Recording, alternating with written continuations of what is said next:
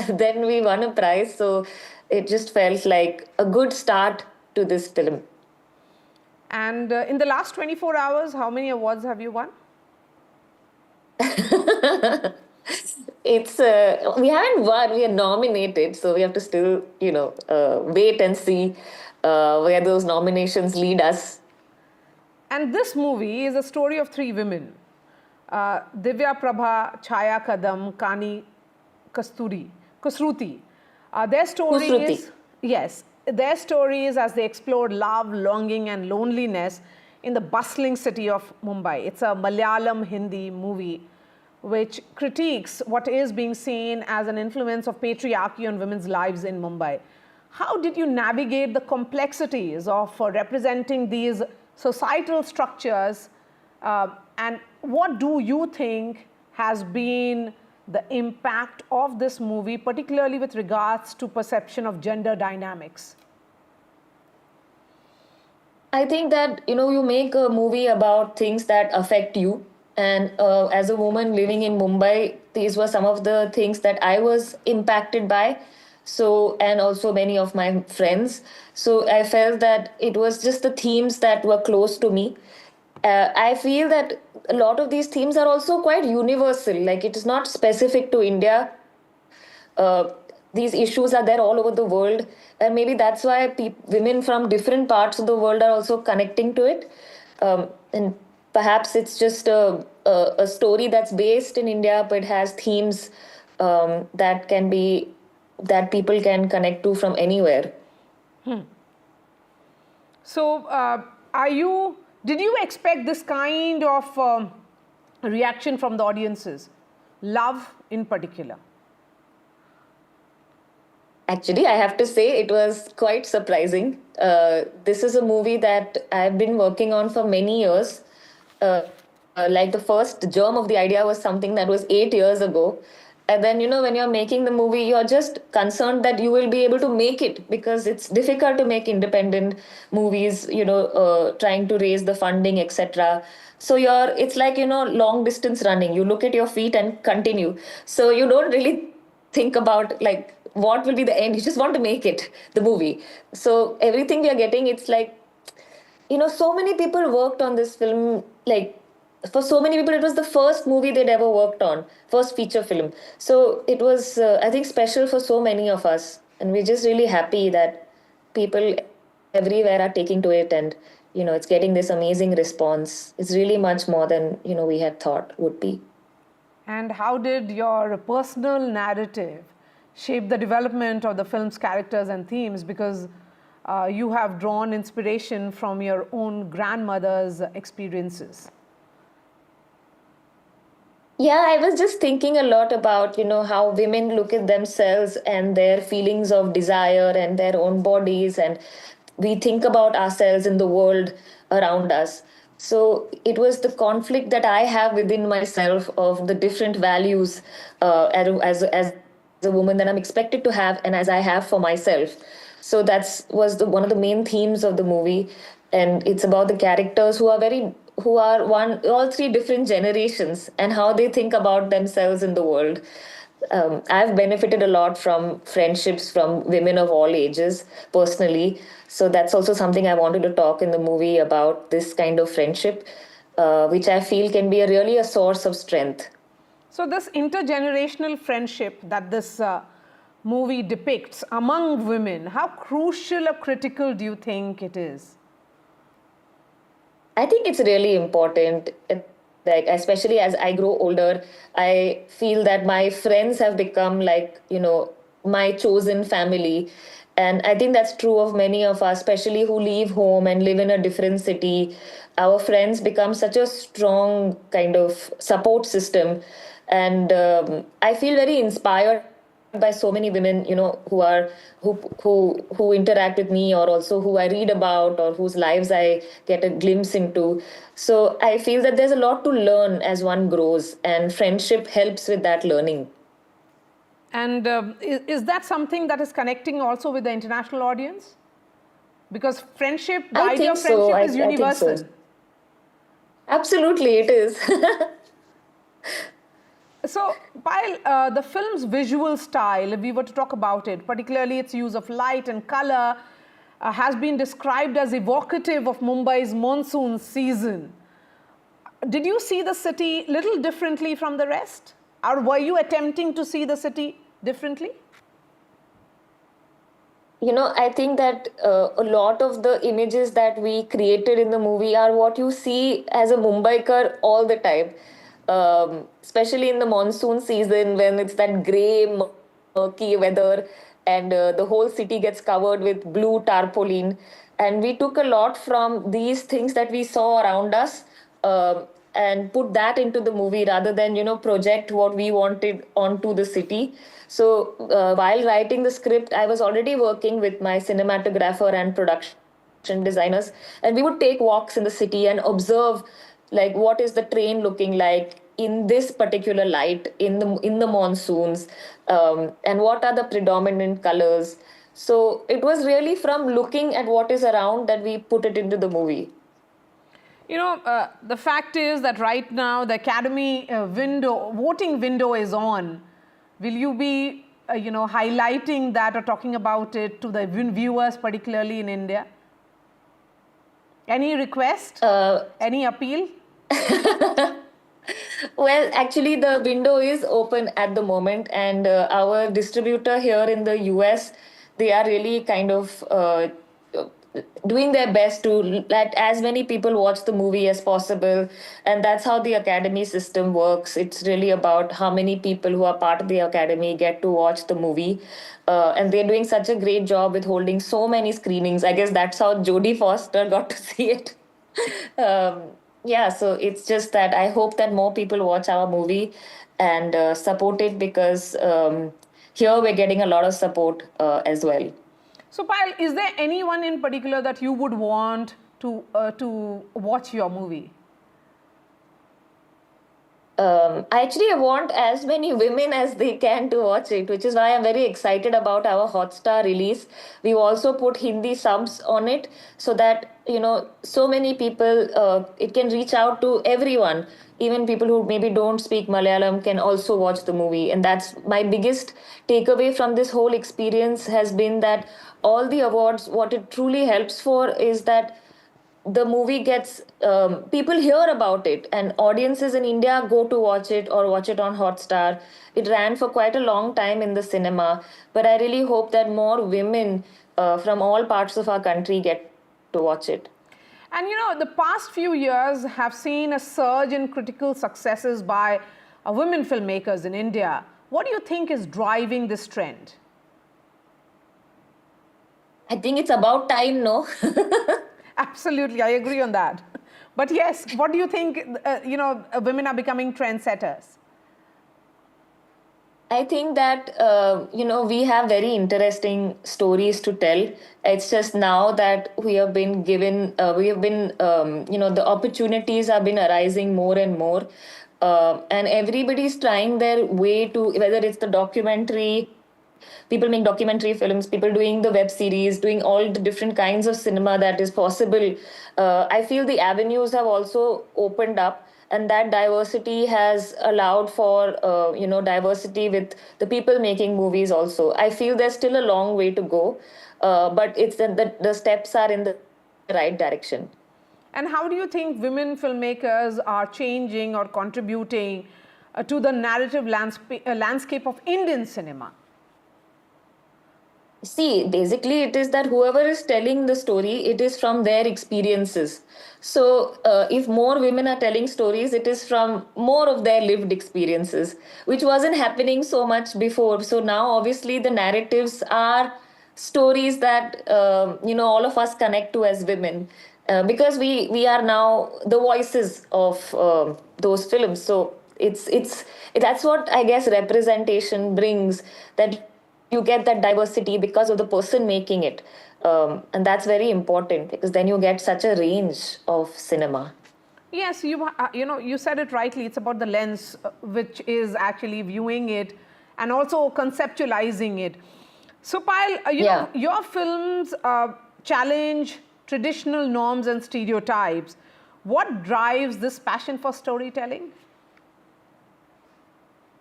I just think that the passion comes from a kind of a response. Uh, my filmmaking, at least, is from the questions that I have about the world that I inhabit.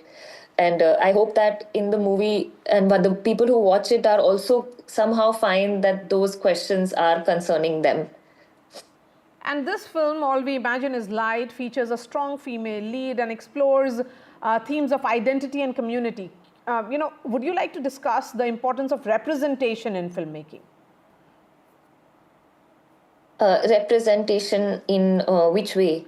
You know, in terms of identity, bringing out various aspects of women, caste, religion, and also, Yeah, I mean, yes. we do have very intersectional identities everywhere in the world and in India also.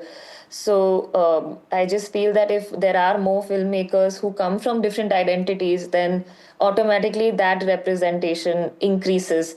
So I feel that I am very small part of that, and there are so many other filmmakers who are doing such a lot of work.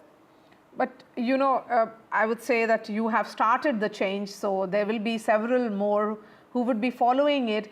The Indian film industry, do you think, is right now supporting and promoting diversity and inclusion, both in front of and behind the camera? I think still it's a long way to go, especially behind the camera, whether it comes to different parts of the crew, like cinematography, sound recording, all these aspects. I feel that there needs to be more representation, definitely, and even I think with directing, little is changing more, even with writing. But I feel like all the other parts, there's still a long way to go. And do you think women filmmakers like you can play that crucial role in promoting social change and challenging societal norms? No, I feel everybody should be doing it really, because as filmmakers, we are artists and we should really think about these matters, not in something that is outside of us, but to generally, think about our practice as a whole. And it's everybody's responsibility, I feel.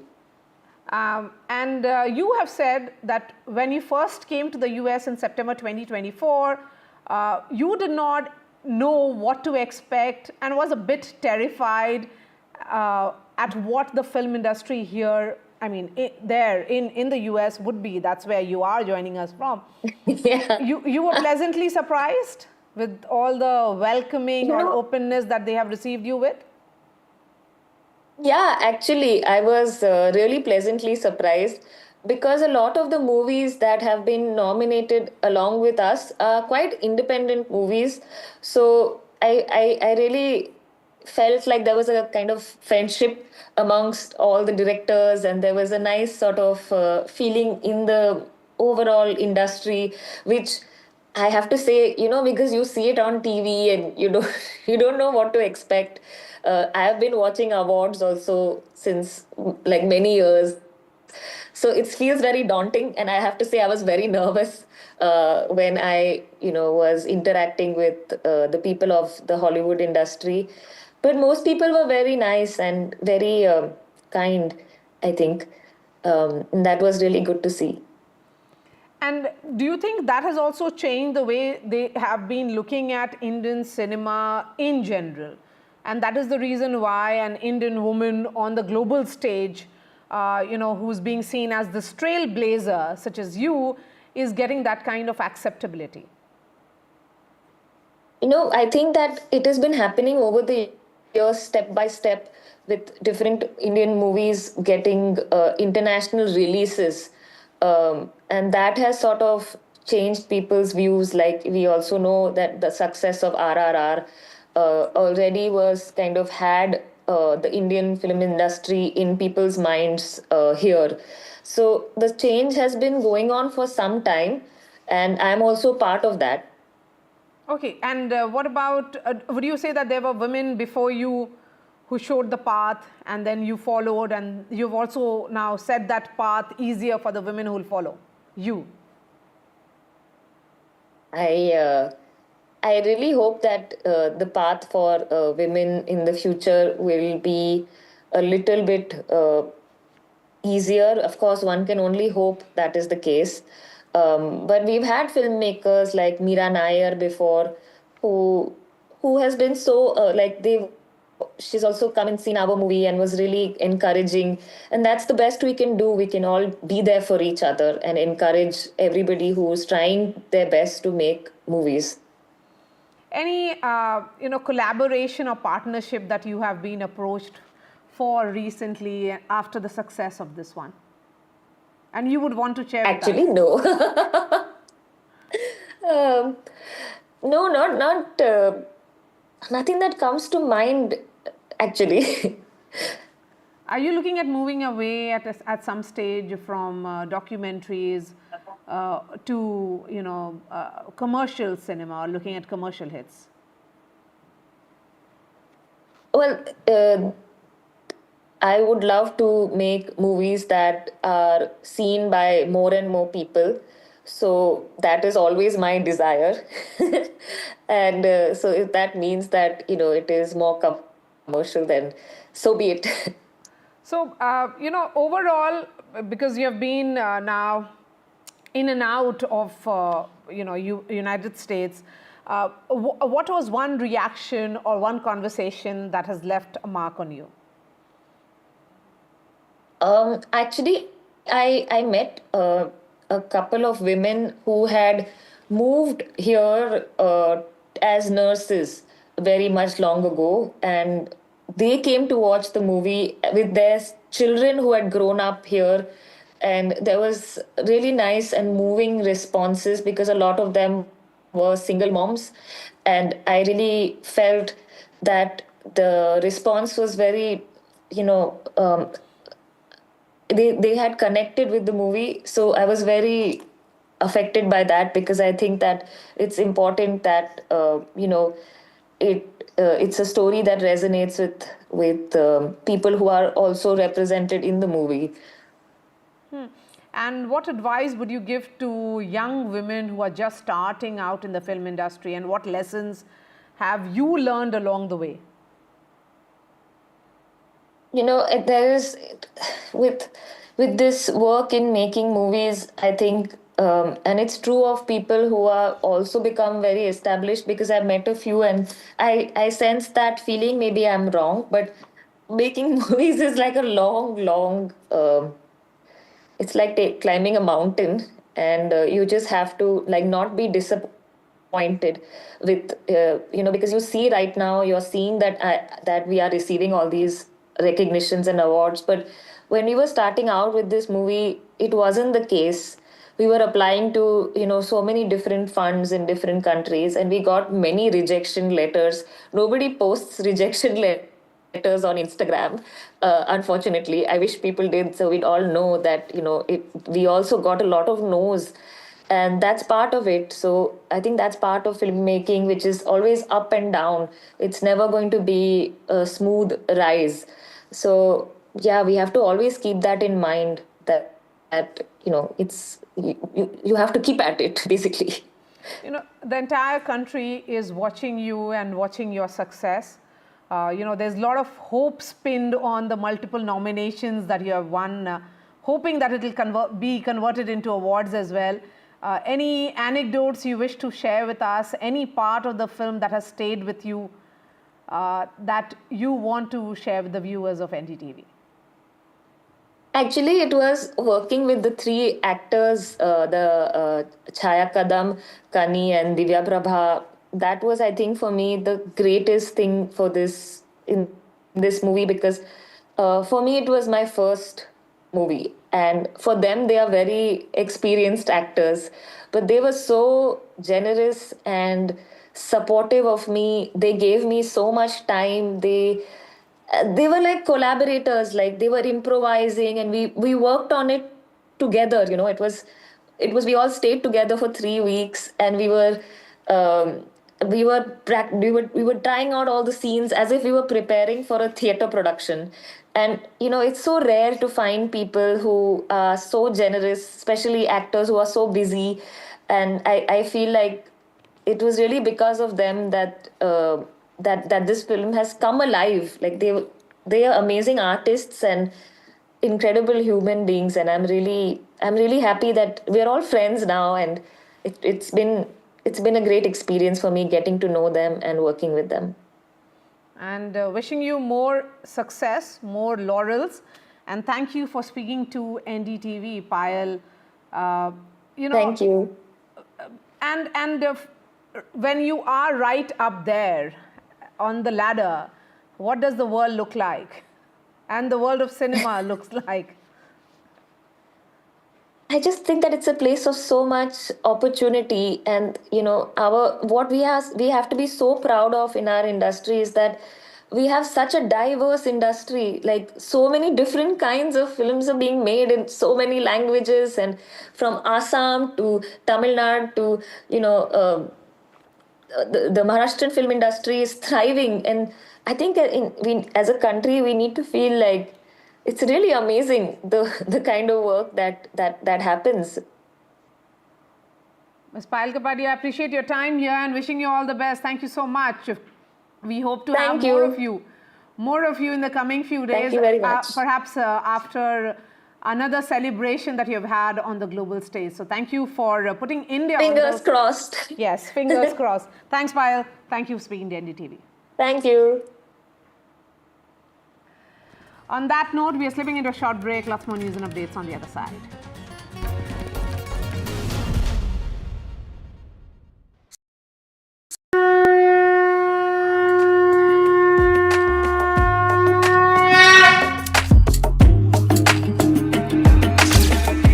Mahakumbh, a festival of faith, the world's biggest spiritual festival, the divine dip at the spiritual Sangam, a sacred confluence of faith, culture and heritage. NDTV's mega coverage of the Mega Fest. NDTV at Mahakumbh 2025.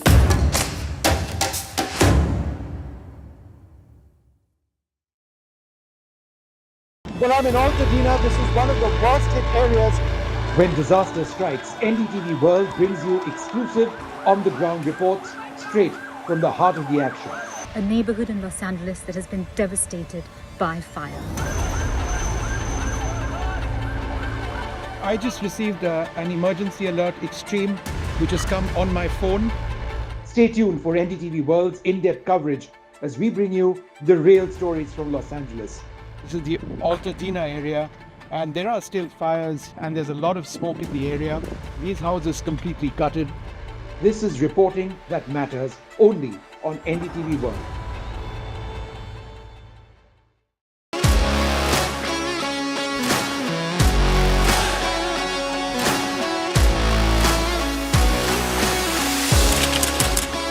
We are able to maintain the democratic fabric and the democratic system.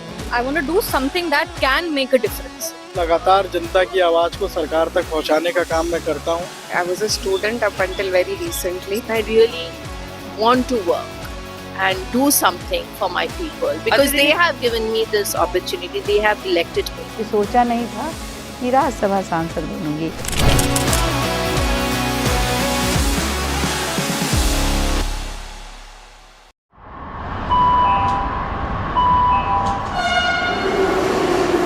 Kind attention, please. Delhi Election Metro 2025 is arriving on People's Platform. Please mind the gap. BJP or AAP, who will get to the Delhi Secretariat station? दरवाजे बाईं तरफ खुलेंगे. Who will Delhi voters open the victory doors for? And who will be shown the door? Can the BJP throw AAP's victory run off track? Or will it be Kejriwal's ticket to win again? Can Congress take the election metro to revival? We will track it all for you. Delhi's decision destination.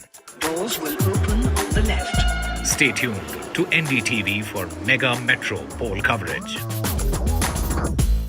I've been reporting on all issues big and small from Andhra Pradesh, Telangana, rest of South India, bringing you all the action, all that you need to know, all that you want to know. The energy of Maximum City is infectious. I bring in that energy in our news coverage from financial capital Mumbai. Covering from the southernmost part of India over the last 23 years, I bring in-depth and 360-degree coverage from the Dravidian heartland. The land of Mishti is also known for its bitter politics. I have seen much water flow under the Howrah Bridge, covering Bengal in all its vivid colors.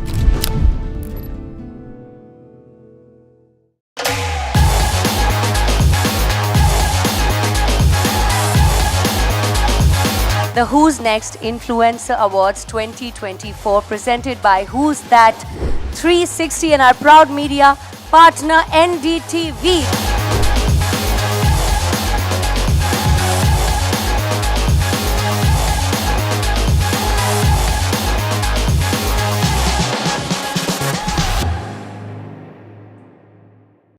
In today's interconnected world, India's voice is more crucial than ever. When India speaks, the world listens.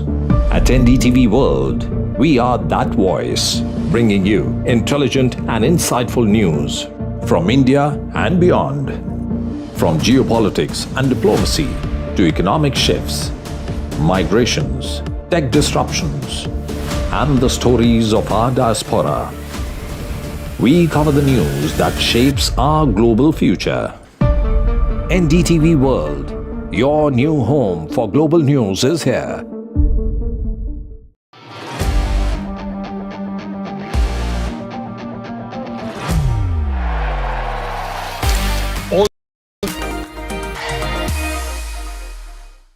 Ladies and gentlemen, welcome back to NDTV's flagship series, India Through the Eyes of Its Icons. Icons usually are distinguished people, but as Winston Churchill said, that there are certain distinguished people and there are notably distinguished people. I am delighted today that 50th Chief Justice of India, Mr. D.Y. Chandrachud, joins this series. Mr. Chandrachud, welcome to NDTV. Thank you very much for having me here. Thank you. Thank you so much, Justice Chandrachud. You occupied the highest seat of judiciary in the country. It is said that India's Supreme Court is one of the most powerful in the world because you have the jurisdiction over 1.5 billion people. What is the world like and India like from that position? Tough question, but to be very honest, sitting in the Supreme Court, as I did for close to 9 years, you realize the complexity of the nation, the diversity of the nation, both in terms of the political units of a federal country, the diversity of of individuals, whether it's in terms of language, culture, religion, caste, region. And then when you look at India in terms of its relationships with the outside world, you have a different feel as a judge of the Supreme Court, particularly when you deal with important commercial cases. So really, to answer your question, being a judge of the Supreme Court is an enormously enriching position and task, because sitting there, you realize that India in that sense is brought together by a whole series of cultures and ideas, different ideologies which mold together in the formation of one nation. And in the conflicts which come to the Supreme Court, though they are individual conflicts primarily, and we also have conflicts between different governmental levels, but in the unfolding of these conflicts in the Supreme Court in litigation, you realize the depth of the country. It doesn't really represent, in that sense, one predominant view or thought process. It's this, the diversity of the nation, which I think presents itself very clearly when you decide cases in the Supreme Court. Justice Chandrachud, you are son of a big gun. Your father was a longest serving Chief Justice of this country. Sometimes, when we measure up to our parents and we look back, surely we fall short. But how much did you learn from your own father, his experiences as the judge of the Supreme Court and then the Chief Justice, the longest serving one of this country? Well, I learned a great amount from my father, though law was not my first choice, to be very honest. I graduated from St. Stephen's College in economics and mathematics. I did my honors in economics. And after I completed my BA, my first choice was actually to pursue a post-graduation in economics at the Delhi School of Economics. But as destiny would have it, I joined the law faculty and then there was no going back. My father, of course, was a very important source of influence on my life, not just in terms of the law, but in terms of learning basic values, the ethical values which are associated with life. That generation of judges and lawyers was very strong on their foundational principles. My father completed his law in the 1940s, in 1943-44, just a few years before independence. And that generation of people from the legal profession saw the law really being unfolded at the very foundations of the new nation state, the independent nation state. And therefore, in so many ways, I think they focused on the essentials of the law. Our generation is very different because, we are we are the post-independence generation. I was born after independence, and as most of us are. But significantly, I think, for us, we have seen the law unfold over the period since independence. My father was the sort of a person, however busy he was with his work as Chief Justice of India, and he too had very tumultuous times over which he presided as the head of the Indian judiciary. He always found time for family and to discuss a fine point of law or a fine issue of constitutional interpretation, which was concerning his mind. But all in all, I think, yes, he was never dogmatic, and he was never very clear as to whether I should first join the law, and he left it entirely to me to choose a career path of my choice. And when the call of higher judicial office came to me, I was asked to become a judge when I was just 38 years old, and my appointment was not coming through for 2 years. And at that point of time, I thought that, well, it's time to get on with the law and be a lawyer for the rest of my life. And when I looked at him for advice, he said, do as you please and I'll support you in whatever you do. And perhaps he said, you will do equally satisfying work and fulfilling work as a lawyer at the bar. So he was never one to really impose his views on the family. He was that kind of a father. For me, truly, he was, particularly later on in life as we grew up, he was more of a friend than, in a position of a father-son relationship for me. And I think that friendship between us continued throughout his life. And from whom did you learn the craft of this profession? I mean, I'm sure the profession is full of those crafts that you learn. Who do you owe it to? I really had the good fortune of belonging to a generation where some of the greats at the bar were still in very active practice. For instance, I worked very closely with Mr. Fali Nariman, and as a young lawyer from Mumbai, and before I shifted practice to Mumbai, even as a young lawyer in the Supreme Court, I would work very closely with Mr. Nariman. Something as simple as crafting a good list of dates, that is the chronology of events when you present a case before the court, was what I learned from Mr. Nariman, because that contains your whole factual case before the court. I learned that from him. Or Mr. Soli Sorabji. Soli had the art and craft of being extraordinarily brief in his conferences and in his submissions before the court as well. I worked on very seminal constitutional issues with Mr. Soli Sorabji. Mr. K. Parasaran, when work was done in the Supreme Court, in the afternoon, we'd go to the Constitution bench, which was the Chief Justice's court, when the court was relatively empty in those days. And I would watch Mr. Parasaran unfolding the Constitution with nothing else but the bare text of the Constitution in his mind, in his hand. And, it was sheer brilliance, because Parasaran never relied on authorities and past precedents to start with. he looked at the Constitution in terms of its bare text. And it was truly a learning experience to watch these greats at the bar, Mr. K.K. Venugopal, the former Attorney General for India. Venu was extraordinarily brilliant both in constitutional and commercial cases. And these were people from whom you learned a great deal at the bar. But there's a flip side to it as well. Much of the learning process at the bar and on the bench as well is about learning from your peers, because you learn on what you should do and you also learn about what you shouldn't do. Because, the bar consists of a motley group of persons. The bar doesn't have, it's a bar which is so diverse.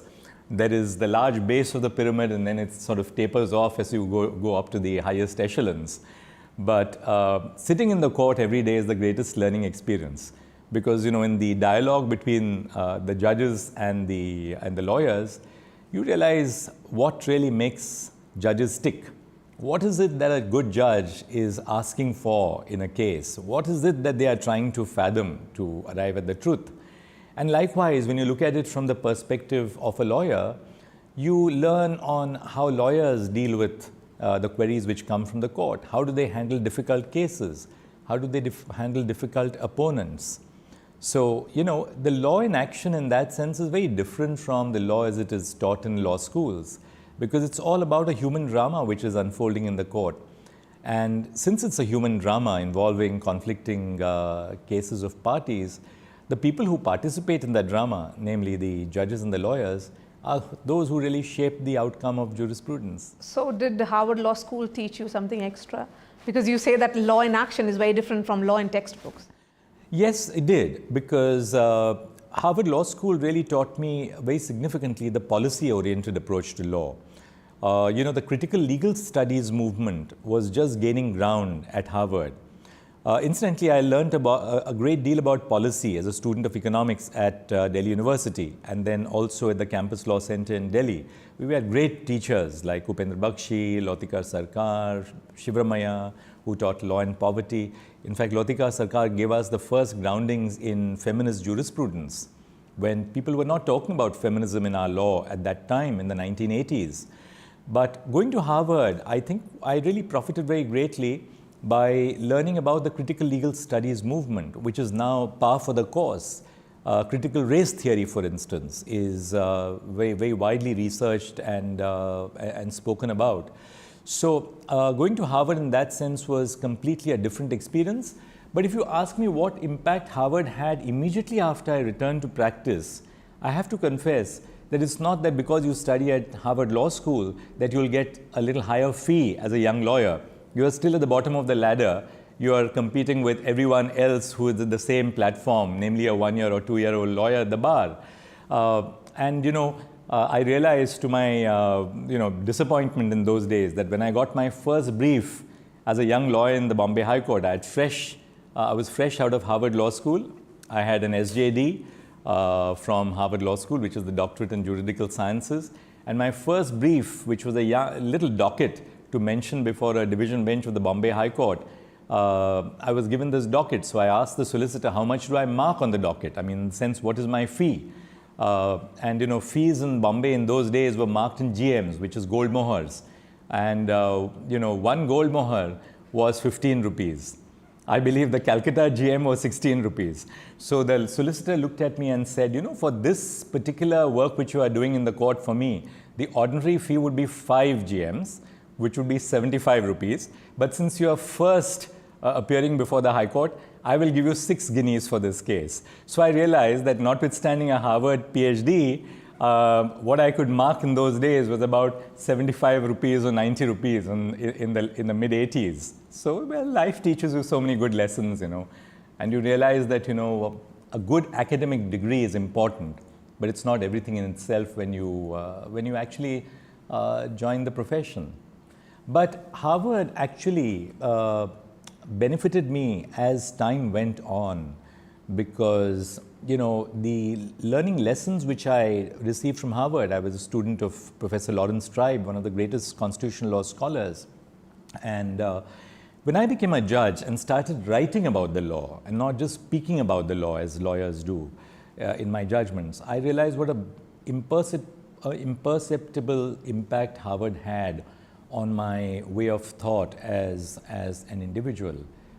So a lot of things are not so perceptible when you first join the profession, but the impact of what you've learned emerges later on in life as life goes on. The rigor of an academic degree, as they say, that's important in life. Let me take you back, Chief Justice, and let me ask you, you said you talked about the human drama in the courtroom, and you said the participants are important and that it's more of a participants' play. Is that drama closer to Bollywood, Chief Justice? The Bollywood scenes about courts are very different from what actually happens in reality in the court. Yes, there is a drama, and at times there is quite a bit of drama, particularly in sensitive cases.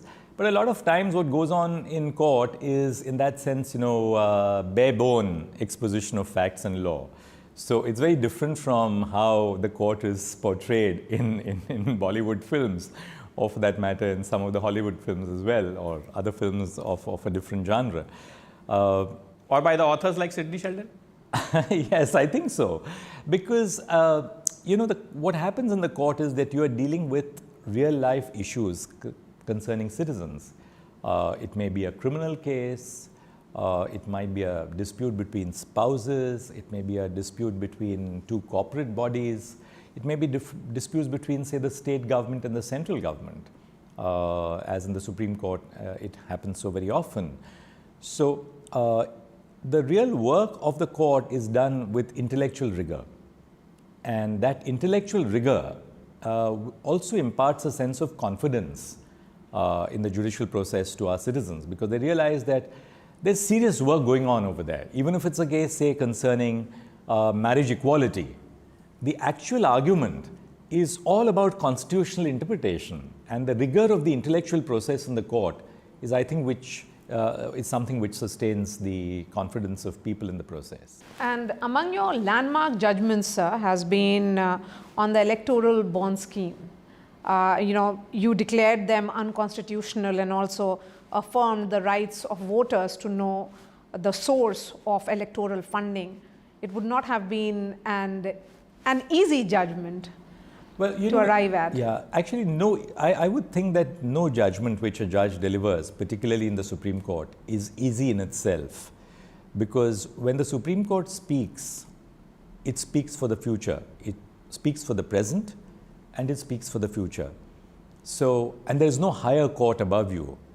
When we were in the high courts, we always felt that, sense of comfort that should I, as a human being, commit an error, I mean, you don't decide to commit an error, but you are conscious of the fact that after all, you're a human being. You're subject to all the failings of a human mind, and you cannot be infallible. But we always had this confidence in the High Court that there was a court above us to correct a possible error. In the Supreme Court, the great challenge is that that you speak as a final court of appeal.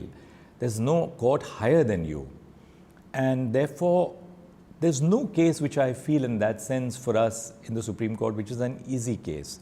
Even when you are dealing with, say, an application for bail by someone who is in jail on an allegation that they've committed an offense of cheating or a more serious offense, you know that you're impacting on the life of the citizen.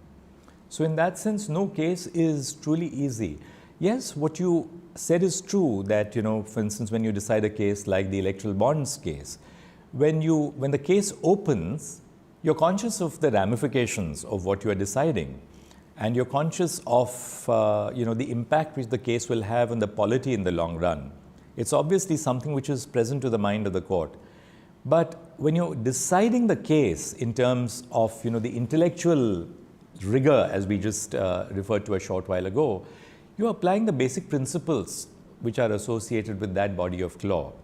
So in the electoral bonds case, we were applying fundamental principles of manifest arbitrariness or the need for transparency in electoral funding. Now, these are not principles which we developed for the first time, but these are principles which have gradually developed over the last 75 years. And that's something which is a hallmark of the judicial process, that everything which happens in a court is in a sense a continuation of what has happened before with incremental changes. So every case is in that sense a new case, but the principles which we're applying to decide that case are principles which have gradually developed over the last 6-7 decades, as in the case of constitutional cases, and maybe over 100 years in the case of civil cases or criminal cases. Yes, some of these cases do pose that issue about how you will decide for the future, because as judges you're conscious of the fact that what you are deciding now will impact on our society for a whole future. And that sort of does constantly remind you as a judge to be humble. Humility is something which you learn as a judge of the Supreme Court, because you're conscious of the fact that the field of knowledge is so vast, and it's far vaster than any of us as judges or lawyers can fathom. So in that sense, you try and derive inputs from members of the bar who are arguing the case. You look at them very objectively, and then when arguments close, that's the time for reflection for a judge, when you're really left with yourself. When a case is concluded in terms of arguments, and you reserve a case for judgment, that's when the real process of judging starts, because then you're just left to yourself. There's no one else with you but your papers, and in our case now this is a digital format, so the digitized files and yourself. So in that sense, judging itself is a very lonely task, and particularly in cases like the one you referred to, you're reminded every day until the final judgment is delivered that it's truly you're left to yourself. Of course, you have the benefit of colleagues on the bench. So though I delivered a judgment, say in the case of the electoral bonds, it was a 5-judge bench, and you're constantly collaborating, having discussions formally, informally with the other colleagues on the bench. So though the judgment is attributed to one person, it's ultimately the product of a collective decision making. Now, what the changes to an original draft are is never disclosed to the outside world, because that's a part of the internal consultative process among judges. But each one of the judges who forms a part of the bench contributes to the ultimate product. The authorship is, of course, attributed to one person who writes the judgment. Chief Justice, you just said that judgeship is a very lonely process. Leadership, all the more lonely. And you also said that Supreme Court, as one of your colleagues actually wrote, that Supreme Court is supreme but not infallible. And you said that it teaches you a lot of humility. Those are quite different things to wade through. Humility in the task and the sense that you are supreme but not infallible probably go hand in hand, Chief Justice? Absolutely. You're absolutely right. As they say that, the Supreme Court is final not because it is right, but it is right because it is final. And, that's why we in the Supreme Court have looked at the correctness of some of the past judgments which were delivered. In fact, this year in 2024 and even earlier, we overruled several judgments which were delivered by our predecessors in the Supreme Court in the 1970s, in the 1980s, in the 1990s. And we overruled those judgments not necessarily because they were wrong. Perhaps those judgments may have had some bearing on the society in which they were delivered, in the backdrop of the context in which they were delivered. But those judgments didn't make sense today as society has evolved. So as judges in the Supreme Court, the court itself as a collective unit, as a collective institution, is empowered to look at the validity of its own earlier precedents of the past. For instance, there was a judgment of Justice Krishna, which we recently had a look at again, on property. And the Supreme Court had said that because the individual is a member of the community, every property which belongs to the individual is property of the community in the context of Article 39B and C. Now, this judgment was delivered in the context of the society that we were when it was delivered, a very tightly regulated economy, central planning, All that changed after 1990 when the market reforms took place. And between 1990 and 2024, India has evolved. India has evolved as a society. India has evolved as an economy. So intrinsic to the work of the Supreme Court is the ability to re-look at the judgments of the past. And in that process, I overruled a couple of judgments delivered by my own father. And, but that's part of the process. I mean, that's part of the judicial process. Incidentally, they happen to be judgments of my father, but I would have done that anyway as part of our constitutional duty, you know. But Chief Justice, in one of the judgments that you overruled or overturned, you did pass some observations. And it was said at that point of time that those observations were unduly harsh. And those are not my words, those are words of your peers. Do you think, now that you are saying that each judgment is delivered in a context, in a particular time, situation, setting, do you think you could have avoided those words, Chief Justice? Well, for one thing, some of the words which are attributed to me as having been actually said in the judgment are not in the judgment. For the reason that maybe those observations were there in a draft which was circulated to colleagues, but colleagues come back to you with a draft. And in this case, after a very well-meaning colleague requested me to look at that particular observation, I deleted it from the judgment. But having again said that, how you phrase a judgment is again a perception of that individual. And I don't believe that, my observations in that case, to say that a judgment is wrong and to say that it is wrong or terribly wrong is not harsh. For instance, one of the judgments which we overruled was the judgment in ADM Jabalpur, which was actually a judgment to which my father was a party. And in ADM Jabalpur, the Supreme Court had said that when a state of emergency is declared, all fundamental rights, particularly the right to life under Article 21 of the Constitution, gets suspended.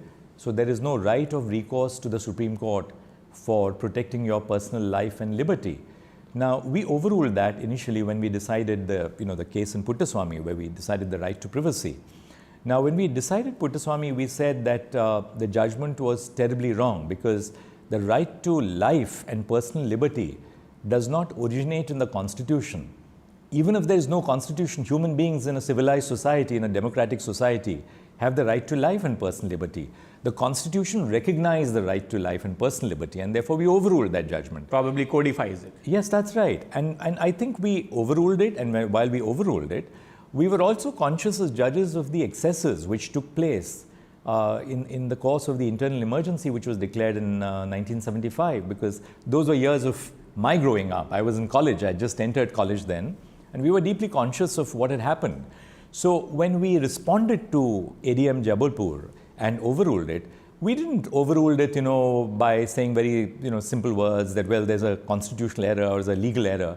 We were very, very strong about it, because if you feel strongly about an issue, I don't think that, there's any harm in a judge giving vent to how strongly they feel about the issue, using parliamentary language. I mean, there's obviously... That was your youthful angst coming back of the era of...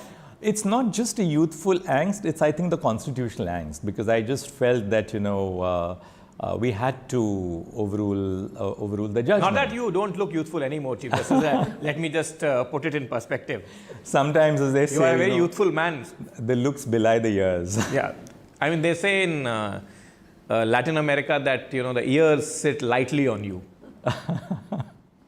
And, particularly the times that we are living in the age of digital media, in the age of social media, does it make the job of a judge tougher because of the kind of scrutiny that you're facing?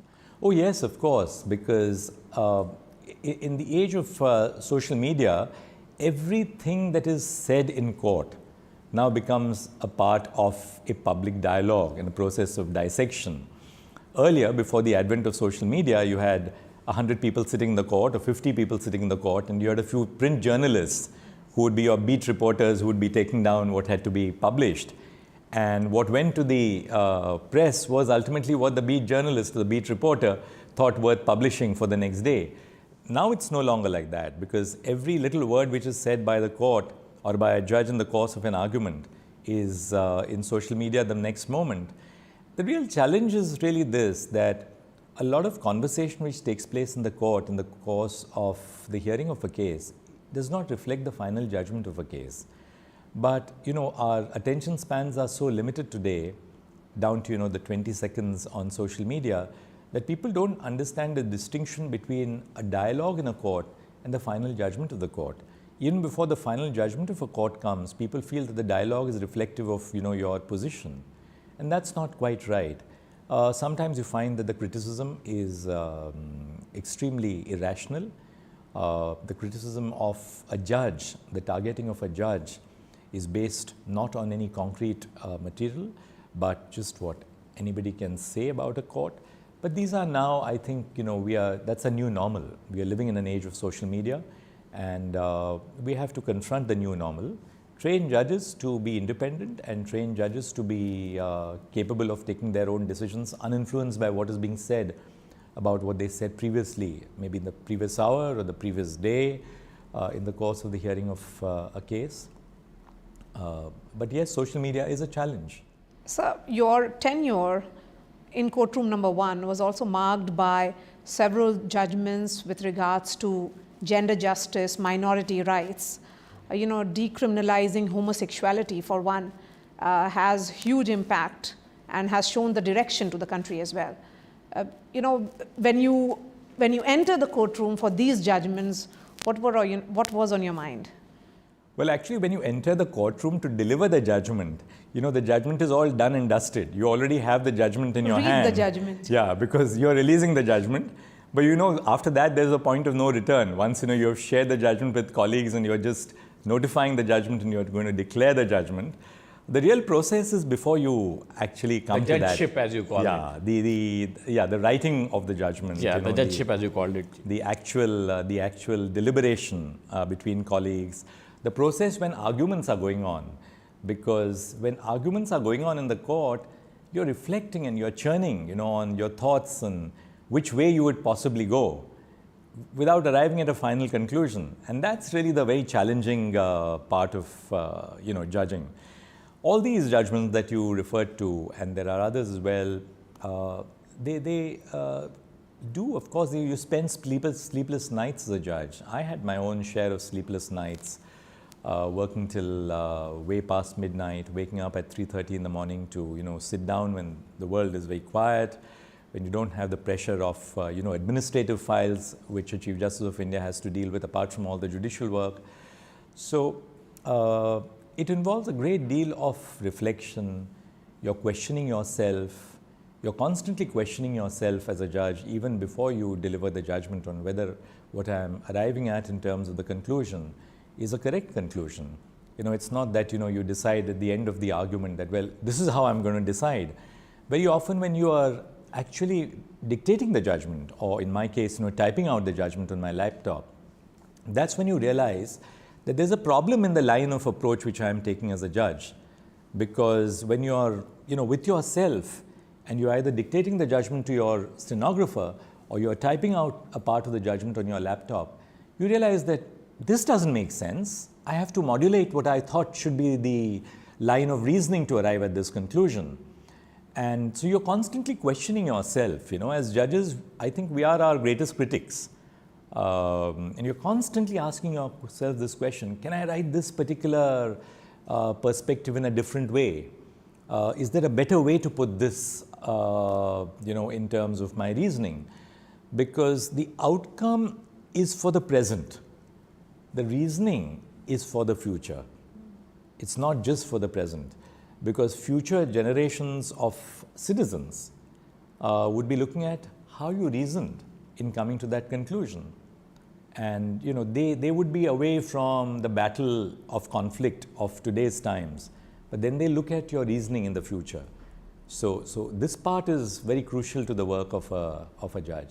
Chief Justice, one of the leading members of the bar and one of the leading members also of the principal opposition is Dr. Abhishek Manu Singhvi. He wrote a piece in one of the leading newspapers saying that Chandrachud was 90% right, do not troll him. I would see that as a very big platitude. That is a very solid endorsement coming from somebody, who's not certainly on the side of the treasury at this point in time, and is a very distinguished man of law. How would you see your own work in light of that kind of commentary? I would think that it's for others to judge my work. For me, what mattered was that I was true to my conscience, and I did my work to the best of my ability. But really, it's for others today and tomorrow to assess the work, to critique the work, and to decide whether it's made a difference to society. For me, if the individual cases which we decided made some difference to society, whether it was having women in the armed forces, I just love it when I see a picture of a woman fighter pilot, or a woman on the battlefront, or women in the warships, because I realize that that's been transformative to have women now in the armed forces. So that's the degree of personal fulfillment which you have as a judge. But then it's for others to judge and critique whether what you've done is right, whether what you've done is going to transform society, and the future always will take its own call. Sometimes the present can be very complimentary, as Dr. Singhvi was very graciously complimentary. Sometimes the present can be uncharitable as well to judges. But I think once you're away from the present zone of conflict and the polarity of views, the future decides on the contribution of a judge a little more objectively, away from the zone of conflict and the conflict of ideologies. In terms of your chapters, your own life chapters, how many more to go, according to you? I mean, what's next? Let's put it like this. I've, over the period of the last 65 years, I've learned one thing, and which is to live in the moment. Because life is very short. Every breath which you take is truly a blessing. And I've learned, to live and focus in the present. So I'm very happy with where I am at present. Not having, all those enormous responsibilities of office, which were great so long as it lasted. But now that it's time to move on, I've moved on. And I realized, that the last 25 years have seen such a radical change in our society. And it's now time to sort of savor those changes, be part of the life of society as a private citizen, interact with people, interact with young people. So what future chapters there are going to be, I think only the future would tell me. But I love to live in the present moment. That's my motto of life. Let me also ask you something that was fairly contentious during the years preceding you in the top chair Chief Justice, and that was, the observers wrote, these are not my words, observers wrote that there was a phenomena engulfing India's Supreme Court, and that was judicial evasion. Many neutral observers have commented that it was your advent on the top chair that judicial evasion was finally confronted, and you stopped that practice and you bit that bullet. Do you think that at the Supreme Court of India, which is the last court of appeal, there is a scope or position that the judges can take of evasion? Is that luxury available to them? Actually, it would be uncharitable to the Supreme Court as an institution to say that, well, it evades cases or it evades deciding cases. The court has 34 judges.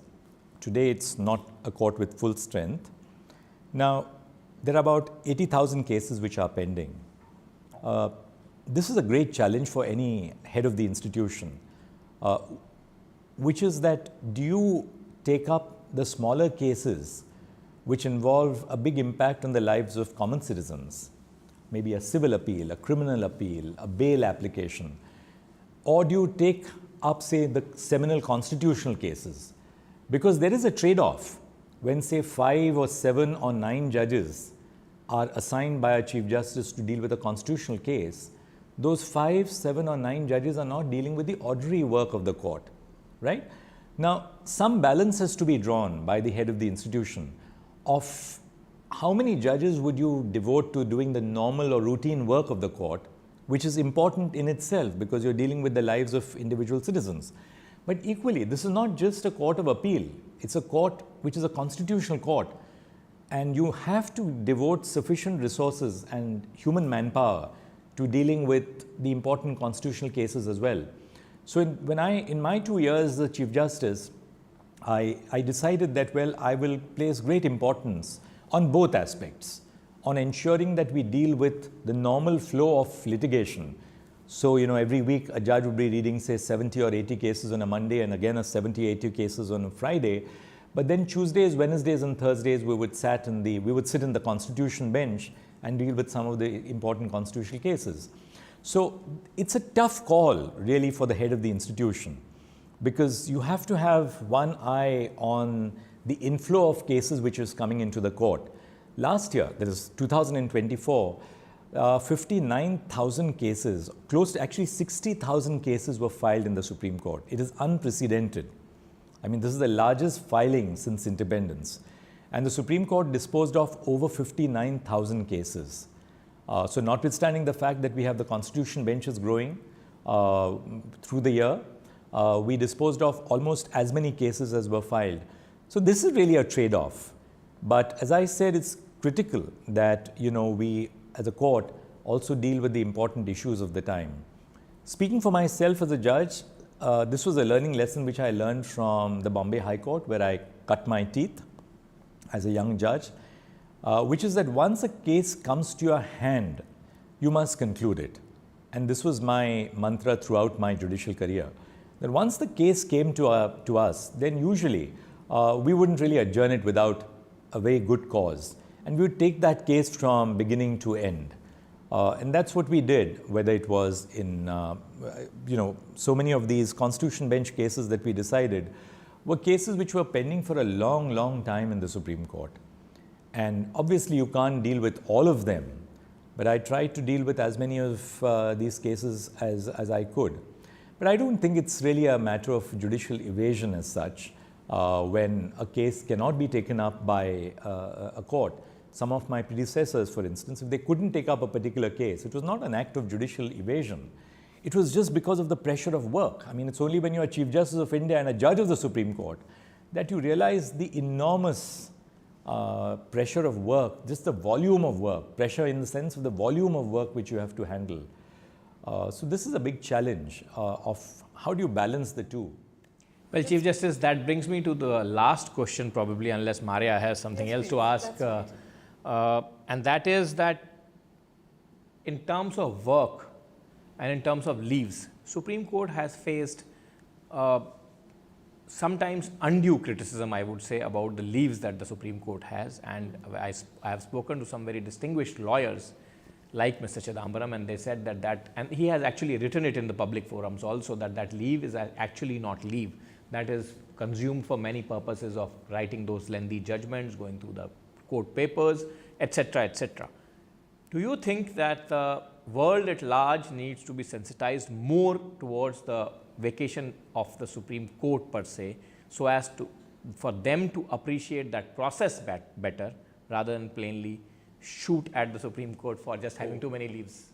Absolutely, I completely agree with you, for the reason that even during the summer, say commencing from the 15th of May or the 20th of May to the 1st of July, it's a partial court working period. The court does not close its shutters. Even during the summer, first, at least 3 benches of the Supreme Court are doing regular judicial work, and they're constantly doing judicial work. Even during the time of the COVID lockdown, there was no lockdown in the Supreme Court. We all worked online. So the Supreme Court has never been closed. That's the first important thing which is to be noted by viewers. The second important thing is that all judges of the Supreme Court, and I've been there for close to 9 years, from May of 2016 till I retired, 8.5 years, all judges of the Supreme Court worked from Monday through Sunday. There are no weekends for Supreme Court judges, because on Saturdays and Sundays, you are doing 2 things. you're reading for the Monday cases, 70 or 80 cases, and you're delivering judgments which have been held back in reserve, either that week or the previous week. In the summer, the so-called summer vacation, it's not a vacation. I know as a matter of fact that some of the critical constitutional cases or the more important cases, they may not be constitutional cases, but these would be cases involving important questions of law, which have been kept back for more reflection. They are the cases which are dealt with in those vacations, when judges would sit down, read the papers again. Say you have a batch of, I had a batch for instance of say 700 cases involving a question of income tax law. Now, when do you actually read those cases? You can't read them during term time because there's just too much of work which is going through your office and through your hands during term time. It's only when you have a mini break or a longer break, say a mini break like for Holi or for Diwali, that judges get down to doing all this work. And third, it's important to understand that what is the Supreme Court for? Is it merely to sort of, have a statistical analog of cases disposed of? Or is the function of the court to make a difference in society today and for the future? If it's the latter, you also have to give judges enough time to think and to understand what the impact of the decisions which they are going to make will have. And this is not in the case of politically important cases only or the constitutional cases. This is also in the case of the economically important cases. An important case, say, in electricity law or arbitration or securities law. An important decision, say, the securities law would impact the securities market. An important decision in electricity law would completely alter the framework of private participation in the electricity sector, or arbitration, as I gave you an example of. So judges must have the time to think. It's not a mechanical job. It's a job where crucial cases can go either way. You have two sides which have made an equally plausible argument. So unless you give judges time to think. And the fourth point which I want to make is, our Supreme Court is among the Supreme Courts in the world which has the longest duration of working days. There are Supreme Courts in other parts of the world where if a judge sits for a week on hearing cases, they would get a week off to actually deliver judgment, think about the case, craft the judgment. But we have no such luxury. Our judges work continuously. In fact, another colleague who just retired shortly before me was telling me that, it's after you've laid down office that you realize how much you have internalized the stress of having to work on this relentless flow of cases. So all in all, I think the criticism that the court has too many vacations is completely unfounded, because it doesn't, it's not justified by what is the truth, which is that judges are working 24/7, 365 days. Occasionally, judges would go out of town, but even when they go out of town, say on a Friday evening and come back on Saturday, they are addressing students of law colleges, they are conducting legal aid camps. So that's equally a part of the functioning of a contemporary judge.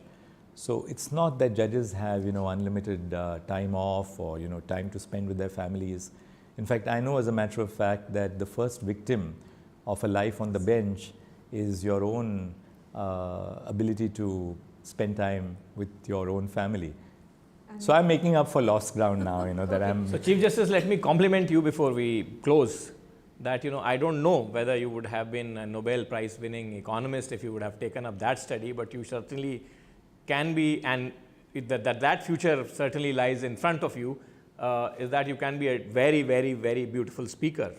Thank you. Thank you so much. Thank you so much for your time here on NDTV. Thank you very much. It's been a pleasure to be engaging with you. You can think of platforms like TEDx, now going ahead, Chief Justice, for speaking.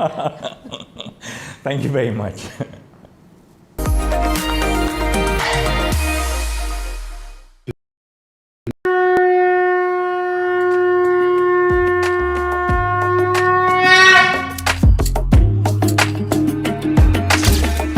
Mahakumbh, the festival of faith, the world's biggest spiritual festival, the divine dip at the spiritual Sangam. a sacred confluence of faith, culture, and heritage. NDTV's mega coverage of the Mega Fest. NDTV at Mahakumbh 2025.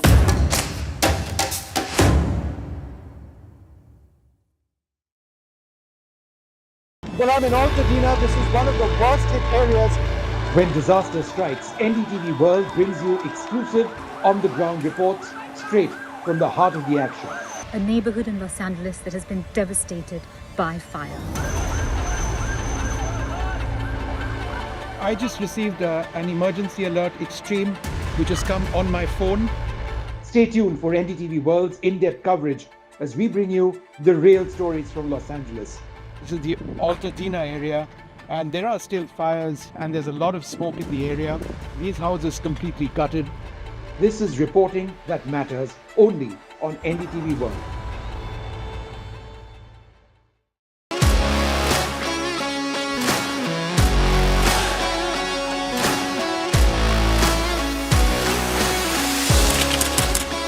We are able to maintain the democratic fabric and the democratic system.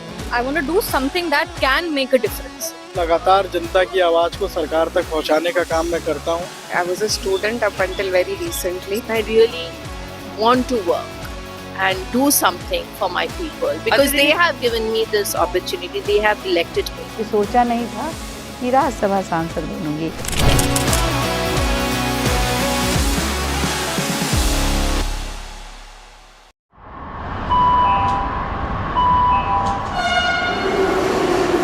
Kind attention, please.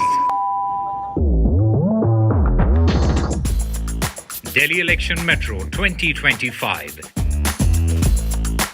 is arriving on people's platform. Please mind the gap. BJP or AAP, who will get to the Delhi Secretariat station? दरवाजे बाईं तरफ खुलेंगे. Who will Delhi voters open the victory doors for? And who will be shown the door? Can the BJP throw AAP's victory run off track? Or will it be Kejriwal's ticket to win again? Can Congress take the election metro to revival? We will track it all for you. Delhi's decision destination. Doors will open on the left. Stay tuned to NDTV for mega metro poll coverage. I've been reporting on. And do you think that has also changed the way they have been looking at Indian cinema in general? And that is the reason why an Indian woman on the global stage, who's being seen as this trailblazer, such as you, is getting that kind of acceptability. I think that it has been happening over the years, step by step, with different Indian movies getting international releases. And that has sort of changed people's views. Like, we also know that the success of RRR already was kind of had the Indian film industry in people's minds here. So the change has been going on for some time, and I'm also part of that. Okay, and what about, would you say that there were women before you who showed the path and then you followed, and you've also now set that path easier for the women who will follow you? I really hope that the path for women in the future will be a little bit easier. Of course, one can only hope that is the case. But we've had filmmakers like Meera Nair before, who has been so she's also come and seen our movie and was really encouraging. And that's the best we can do. We can all be there for each other and encourage everybody who's trying their best to make movies. Any collaboration or partnership that you have been approached for recently after the success of this one, and you would want to share? Actually, no. No, not nothing that comes to mind, actually. Are you looking at moving away at some stage from documentaries to commercial cinema or looking at commercial hits? Well, I would love to make movies that are seen by more and more people. So that is always my desire. And so if that means that, it is more commercial, then so be it. So, overall, because you have been now in and out of, United States, what was one reaction or one conversation that has left a mark on you? Actually, I met a couple of women who had moved here as nurses very much long ago, and they came to watch the movie with their children who had grown up here, and there was really nice and moving responses because a lot of them were single moms, and I really felt that the response was very, they had connected with the movie. So I was very affected by that, because I think that it's important that, it's a story that resonates with people who are also represented in the movie. And what advice would you give to young women who are just starting out in the film industry, and what lessons have you learned along the way? There is, with this work in making movies, I think, and it's true of people who are also become very established, because I've met a few and I sense that feeling. Maybe I'm wrong, but making movies is like a long, it's like climbing a mountain, and you just have to not be disappointed with, because you see right now, you're seeing that we are receiving all these recognitions and awards. But when we were starting out with this movie, it wasn't the case. We were applying to, so many different funds in different countries, and we got many rejection letters. Nobody posts rejection letters on Instagram, unfortunately. I wish people did, so we'd all know that, we also got a lot of no's, and that's part of it. So I think that's part of filmmaking, which is always up and down. It's never going to be a smooth rise. So yeah, we have to always keep that in mind, that it's you have to keep at it, basically. The entire country is watching you and watching your success. There's a lot of hopes pinned on the multiple nominations that you have won, hoping that it will be converted into awards as well. Any anecdotes you wish to share with us? Any part of the film that has stayed with you that you want to share with the viewers of NDTV? Actually, it was working with the three actors, the Chaya Kadam, Kani, and Divya Prabha. That was, I think, for me, the greatest thing for this movie, because for me, it was my first movie. And for them, they are very experienced actors, but they were so generous and supportive of me. They gave me so much time. They were like collaborators, like they were improvising, and we worked on it together. We all stayed together for 3 weeks, and we were trying out all the scenes as if we were preparing for a theater production. And it's so rare to find people who are so generous, especially actors who are so busy. And I feel like it was really because of them that that this film has come alive. Like they are amazing artists and incredible human beings, and I'm really happy that we're all friends now, and it's been a great experience for me getting to know them and working with them. And wishing you more success, more laurels, and thank you for speaking to NDTV, Payal.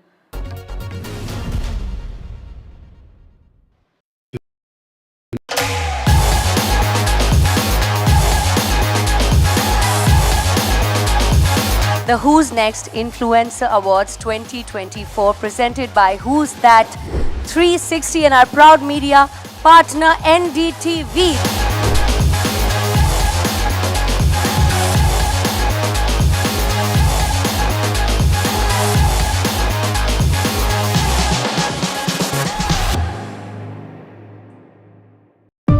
today's interconnected world, India's voice is more crucial than ever. When India speaks, the world listens. At NDTV World, we are that voice, bringing you intelligent and insightful news from India and beyond.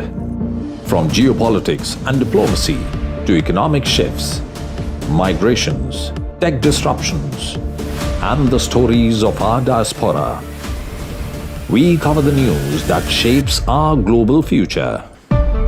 NDTV World, your new home for global news, is here.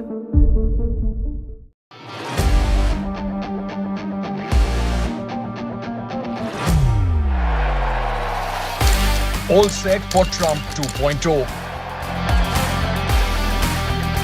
Countdown to January 20th. Terror shadow, visa wars. All the twists and turns. Tracking Trump takeover. Every day at 10:30 p.m. only on NDTV 24/7.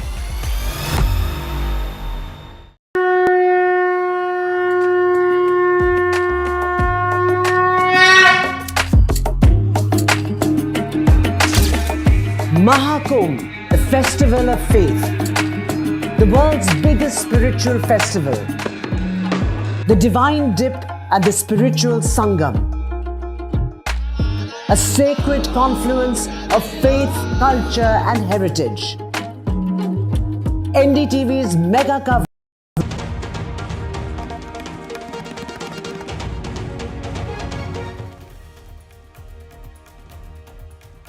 Hello and good evening. You're watching Left, Right and Centre with me, Tanima Biswas. Today we focus on the pitched battle for Delhi. How the fight for the national capital is largely becoming a collection of personal attacks, with politicians tossing barbs at each other almost on a daily basis. We take a closer look as to how this is taking all attention away from the real issues of Delhi. But before all this, let's begin with the headlines.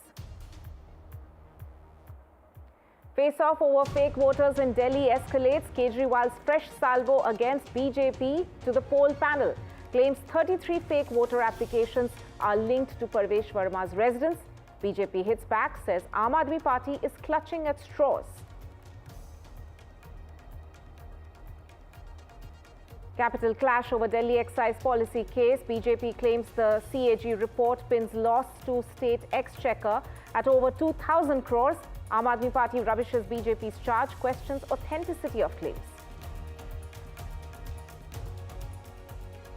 15 people booked in the minor athlete sexual assault case in Kerala. The girl, now 18, alleged that over 60 people, including her coaches, had sexually assaulted her over a period of 6 years.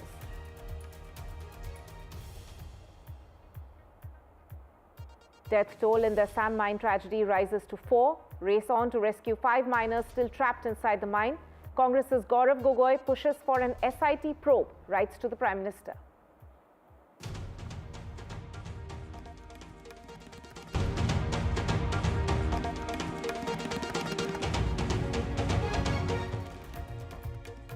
Our top focus: personal attacks, barbs targeting top leaders through posters or via press conferences.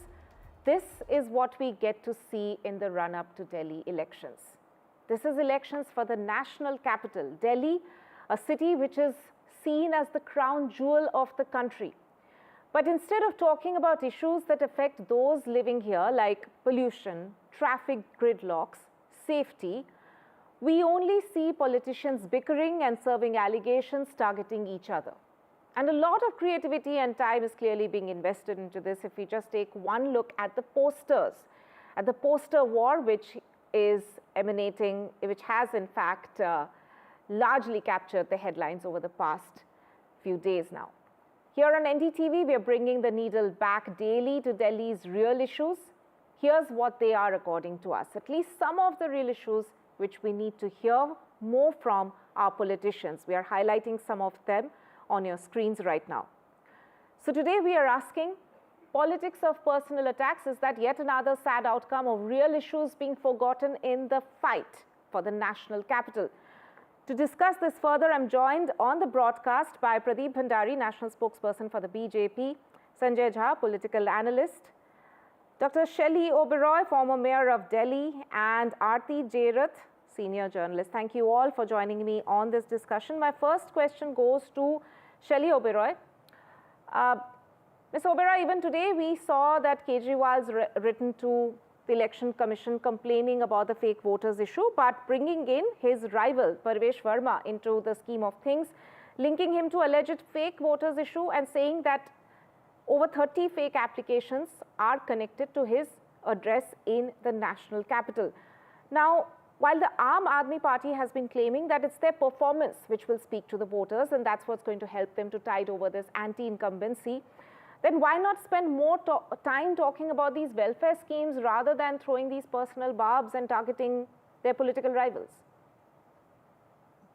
Thank you, Danima. And this is really shameful that as Bharatiya Janata Party know that this time they are losing in Delhi and they are doing all kind of dishonest politics, dishonestly they want to win the elections.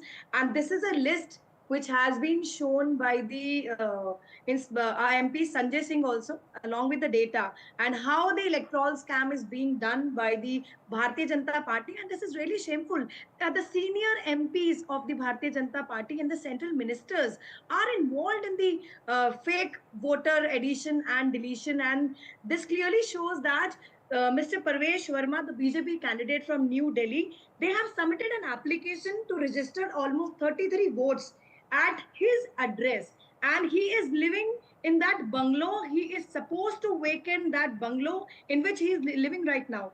Then the Pankaj Chaudhary, who has applied for registered for 26 votes, then Kamlesh Paswan, then Mukherjee Samriti, he has applied for 31 votes. So there is a long list which clearly shows that BJP is engaged in electoral manipulations by registering multiple votes at limited or questionable addresses.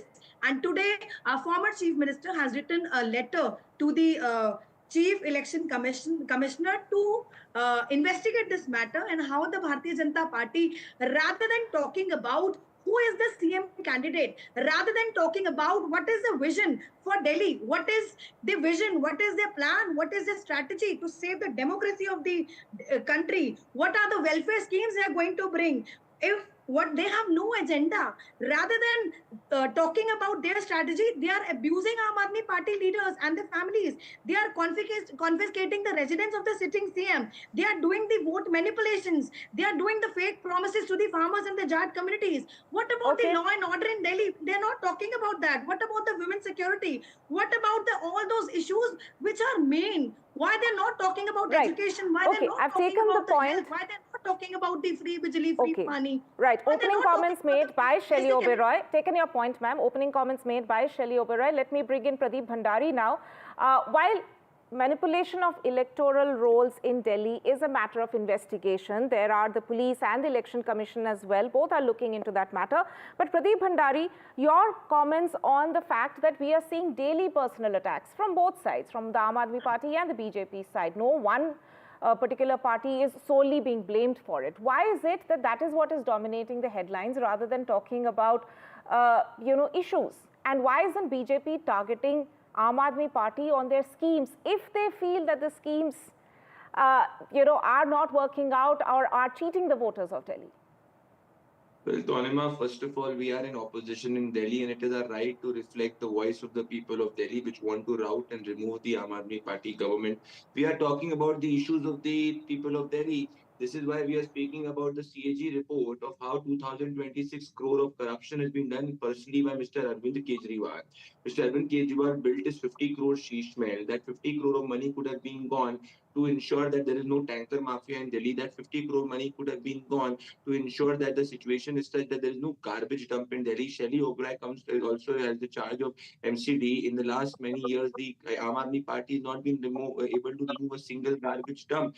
That 50 crore could have been gone to ensure that the women of Delhi get rupees in their account, which has not happened. The women of Punjab are languishing in the last 3 years. That where is the 100 rupee of money, that even 100 rupees of money that the Aam Aadmi Party has deposited. We have deposited money right from Samman Rashi, whether it is Maharashtra, Madhya Pradesh or Haryana. The people of Delhi are asking Aam Aadmi Party that 2026 crore of corruption that you have done, the liquor scam that you have done, your liquor scam policy, if I want to quote, the objective of Aam Aadmi Party's liquor scam policy was to ensure equitable access of liquor supply to each and every ward of Delhi. So they had promised about schools, they have opened liquor shops in every ward of Delhi. That money they could have even invested in ensuring that the 55,000 which are students who have failed in the 11th standard and the 1 lakh students who have failed in the 9th standard, they do not fail. So the Aam Aadmi Party has failed on all the fronts, and this is why we are asking them questions. And the Arvind Kejriwal knows that he's losing the elections. This is why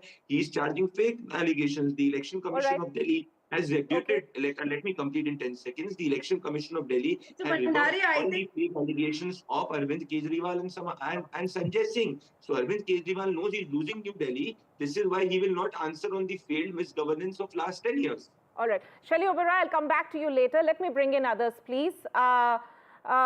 Sanjay Jha, if I can bring you in the sea of personal attacks, which we largely are seeing between Aam Aadmi Party and the BJP, what is Congress's strategy? We know Rahul Gandhi is going to get into the campaign fray starting from Monday, if I am to understand correctly. Is that the same tone that even the Congress is going to follow? Well, I think the Congress has an uphill battle. It has to make up for a lot of ground that it has ceded to both the Aam Aadmi Party and the BJP, which in effect is a manifestation of a party that needs to wake up and smell the coffee, because the great Delhi story was really constructed, built, and frankly speaking, appreciated by one and all under the leadership of Sheila Dikshit when she was the chief minister. And the Congress naturally did well and won 3 elections back to back. So, to answer your question, it's an opportunity for the Congress to at least start crawling back into competitive mainstream politics.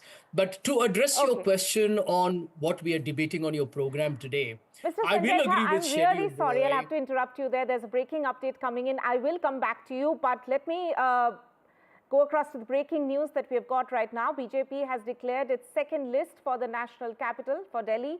And there are several prominent names which figure on it. For more on this, let me bring in my colleague Marya. Marya, give us the details. Yes, so Tanima, the second list has come out. Yesterday the CEC had met. So overall the sense in the BJP is that this entire process has to be closed in the next 24 to 48 hours because the nomination processes have begun as well. Remember, Delhi polls on 5th. But having said that, I mean, the prominent faces in this list of 29 would certainly be Kapil Mishra, controversial figure certainly, but he has got a ticket from Karawal Nagar, and the BJP has chosen to, field a new face after dropping their current MLA Mohan Singh Bisht from that constituency of Karawal Nagar. Another interesting, candidate would be Harish Khurana, who's got a ticket from Moti Nagar. Mr. Khurana is the son of the only BJP chief minister. No, in fact, the party has had 2 chief ministers here. Madan Lal Khurana's son, late Madan Lal Khurana's son. So Harish Khurana, who's a party spokesperson, will be contesting from Moti Nagar. So he has been working tirelessly for the ticket as well. So interesting choice, but overall the party has to declare far more number of candidates before they finally put, their own strategy in place. It's an important election for the BJP here in Delhi, Tanima, because the party, remember, has been winning Lok Sabha elections. In 2014, it won all 7 seats. So did it do, in 2019, and also in 2024, it had a full strike rate. 7 on 7 went to the BJP. But when it comes to assembly elections, that's where the 30% floaters or the floating voters of Delhi play a role. And that's where the BJP is not able to really perhaps figure out as to how do they get the Delhiites who vote for the party in Lok Sabha also vote for them in assembly elections. Marya, Shakil there with the breaking update. Thank you so much for joining us.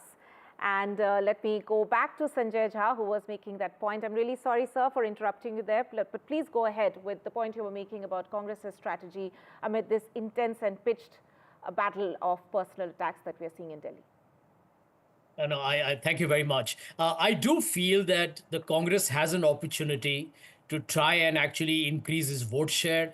I don't know how many seats they will win, because I do want to concede very honestly that I still feel this is a BJP versus AAP election, with the AAP being the front runner.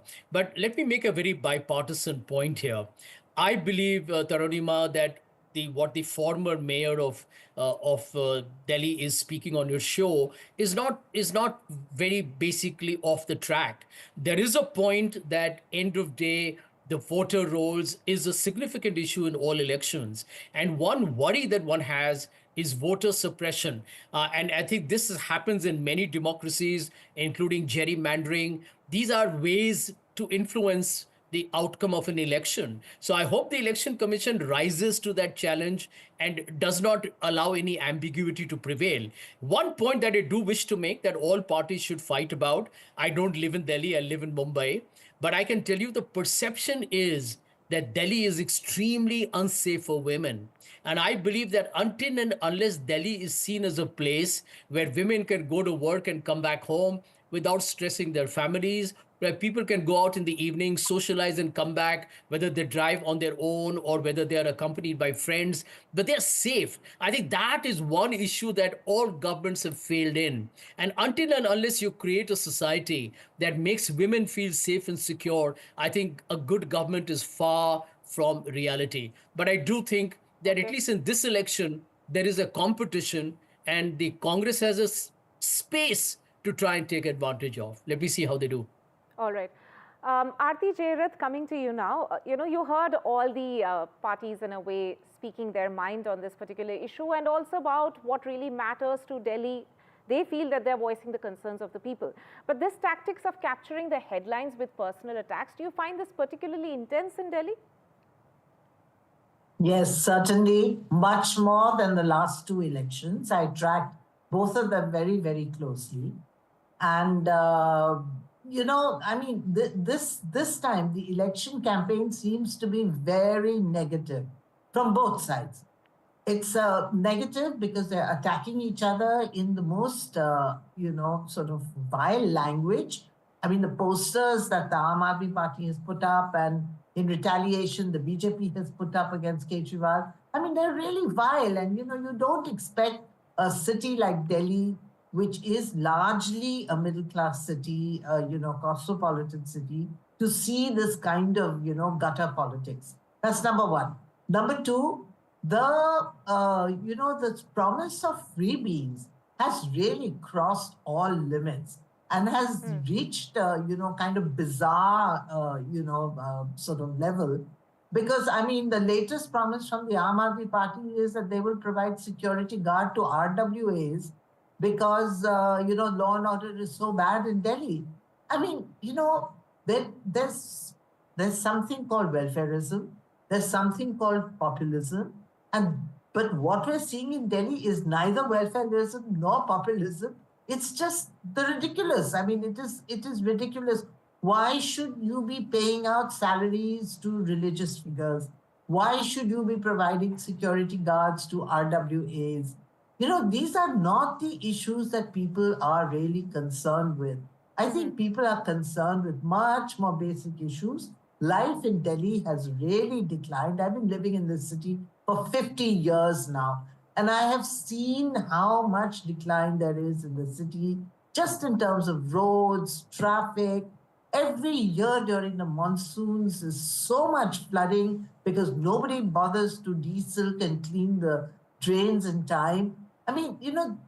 No party so far has been able to unveil a vision of what they want Delhi to be in the next 10 years and what they will do to make Delhi, the pride of India as its capital. And that's the sad thing about this election, that it has taken on such negative overtones. Right, and almost led to a rise of meme fests in a way as well, with the kind of attacks that we are seeing. Shelley Oberoi, you heard Aarti Jairath there. There are several issues in the national capital. It is the capital of the country and a city where a lot of people who are not originally from Delhi also see this city as a city of opportunities. But what we have in fact been saying, there is nothing memorable that has come out from any of your leaders talking about some of these real issues which matter to the people of Delhi, whether it is about pollution, whether it is about safety. You heard Sanjay Jha there, also a Mumbai resident, talking about safety, which everyone across the country feels should be one of the main talking points when it comes to the national capital. I don't remember at least any significant remarks being made by any of your leaders recently about these issues. What we have in fact been seen on a daily basis, a press conference of he said versus she said. See, Aam Aadmi Party in the last 1.5 years, Aam Aadmi Party leaders have faced a lot of challenges, and almost all the leaders were put behind the bars under a fake liquor policy case, and still we performed very well. And I think there is a report card which I want to show to you, that we have done a lot for the infrastructure, we have done a lot for the education, we have done a lot for the health, to improve the health system of Delhi. But I just want to answer Mr. Bhandari, how he talked about the Sheesh Mahal, he was talking about CAG report. So can you tell me, Mr. Bhandari, that this CAG report has been uploaded on the CAG website? Upload hui hai. This, even the court has not accepted this CAG report. This is done in a similar way what was done in Maharashtra. A fake AI report was created and which was presented. This is just a political gimmick. This shows the bewildered state of mind of Bharatiya Janata Party, that they are losing. Number two, you have been talking about Sheesh Mahal. What about Raj Mahal of 2,700 crore? What about the 300 crores carpet? What about the 200 crore chandeliers? What about that the Raja is traveling in the 8,400 crore plane, carrying expensive shades, carrying expensive pen, wearing very expensive watches. And he is also talking about the MCD. Okay. I have ruled MCD. I have headed MCD for 2 years. 15 years MCD was being headed by Bharatiya Janata Party. Right. In last 15 years, I know what happened in last 15 years. Not Even really Bharatiya answering Janata a lot Party of mine, but you have asked a series of questions to Pradeep Bhandari. Let's give him a chance to respond. Ms. Oberoi, you've asked him a series of questions. Let's give him a chance to respond. We have limited time on the show. But also, in addition to what Shakil Oberoi was saying, Pradeep Bhandari, one question to you. Your critics may say that BJP does not have a big face in Delhi, which is why it's focused on tarnishing the image of Aam Aadmi Party's top leaders. Your response to that?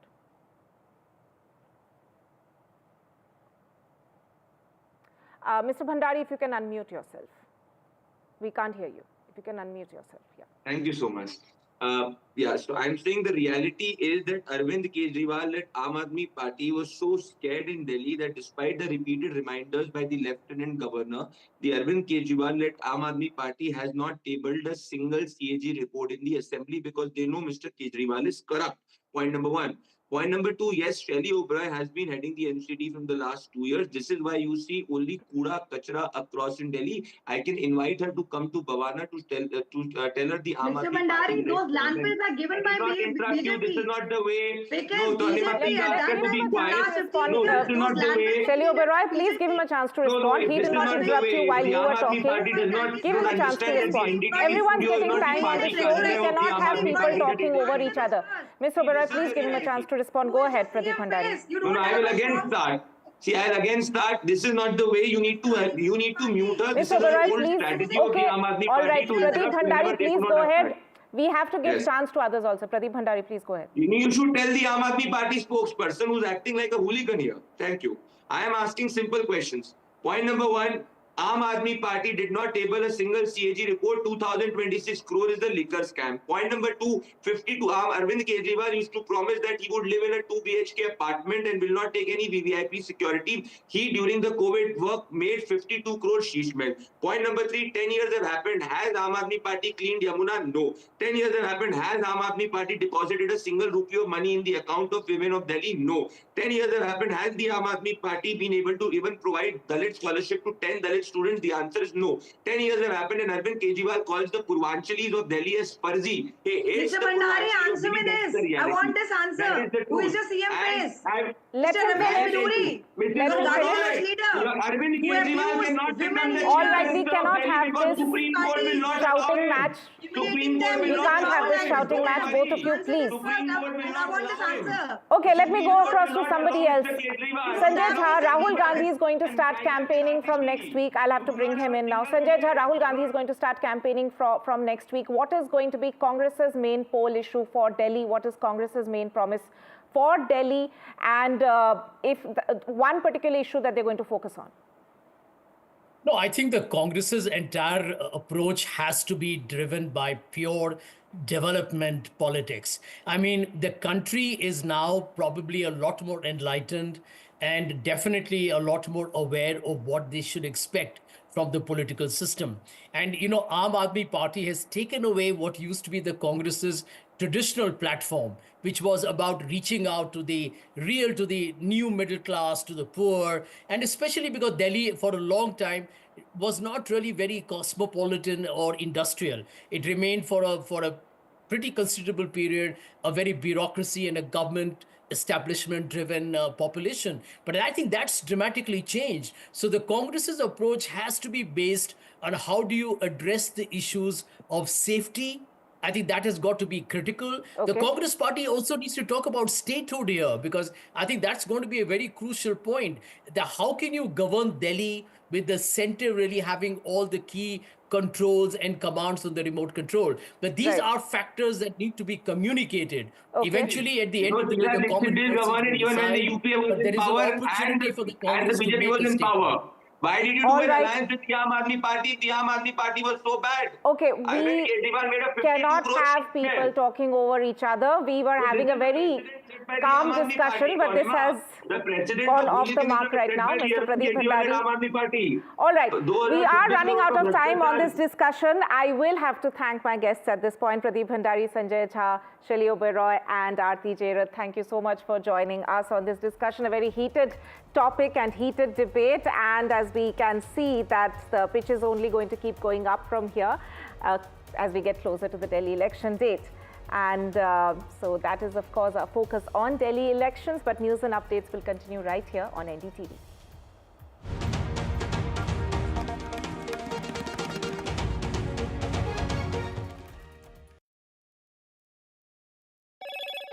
Hello, Moto.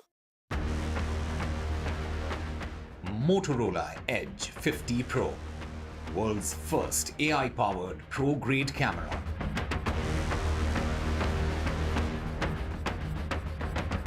Face-off over fake voters in Delhi escalates. Kejriwal's fresh salvo against BJP to the Election Commission. Alleges 33 fake voter applications are linked to Parvez Sharma's house. BJP says Aam Aadmi Party is clutching at straws. Capital clash over the Delhi excise policy case. BJP alleges that the CAG report pins loss to the state exchequer at over 2,000 crores. Aam Aadmi Party rubbishes BJP's CAG report claims. Kerala horror, a minor athlete sexually assaulted. Girl names coaches, fellow athletes in her complaint. Assault for over 6 years. 15 people arrested. Latest in the Assam mine tragedy, death toll rises to 4. The race continues to rescue 5 miners who are still feared trapped. Gaurav Gogoi writes to the Prime Minister seeking SIT probe.